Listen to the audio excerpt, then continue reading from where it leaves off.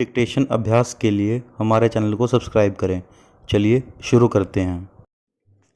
गति लेखन संख्या 42 GD बीस्ट रेडी स्टार्ट।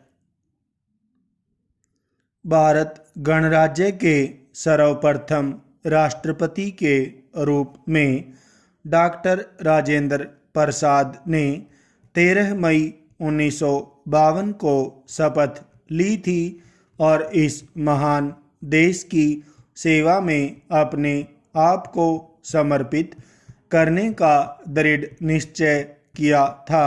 पूर्णविराम। हमारे संविधान के अनुसार भारत लोकतंत्रात्मक गणराज्य बना। पूर्णविराम। अतः इसकी स्वतंत्रता को, जिसे हमने पीढ़ियों के संघर्ष और तपस्या के बाद प्राप्त किया है, सुरक्षित रखना हम में से प्रत्येक का सर्वोपरि कर्तव्य है। पूर्णविराम। इसी आधारभूत स्वतंत्रता पर हमारा व्यक्तिक और राष्ट्रीय जीवन निर्भर है। पूर्णविराम। हमारा गौरवपूर्ण अतीत रहा है, किंतु साथ ही विपत्ति में भी रहा। पूर्णविराम। इन सब से सबक लेकर हम सबको यह सोचना चाहिए कि हम अपने देश की सर्वोत्तम सेवा किस प्रकार से कर सकते हैं। पूर्णविराम।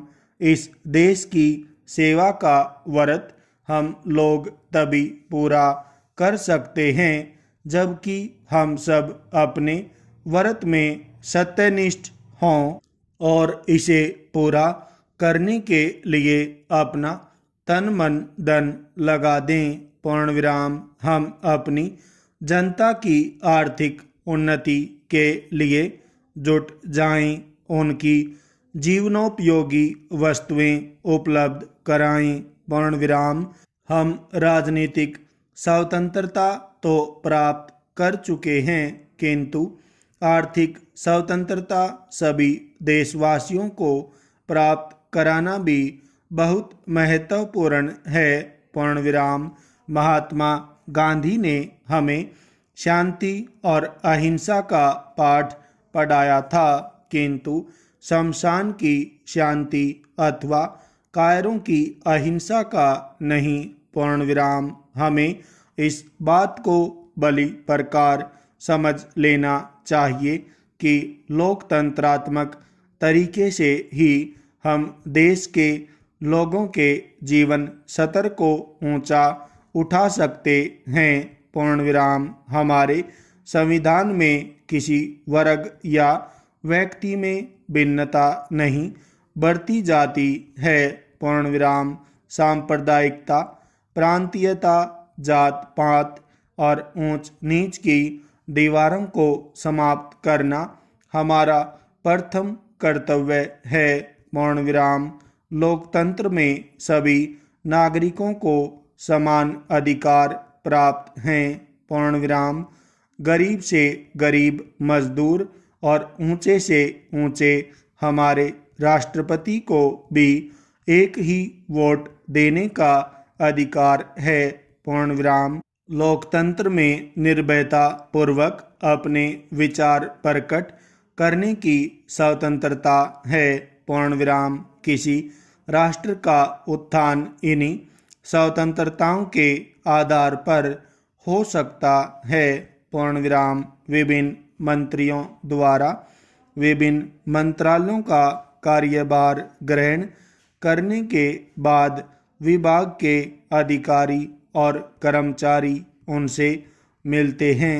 पूर्णविराम। अधिकारियों और कर्मचारियों के सहयोग और कार्यकुशलता के आधार पर ही मंत्रालय की कार्यकुशलता निर्भर करती है।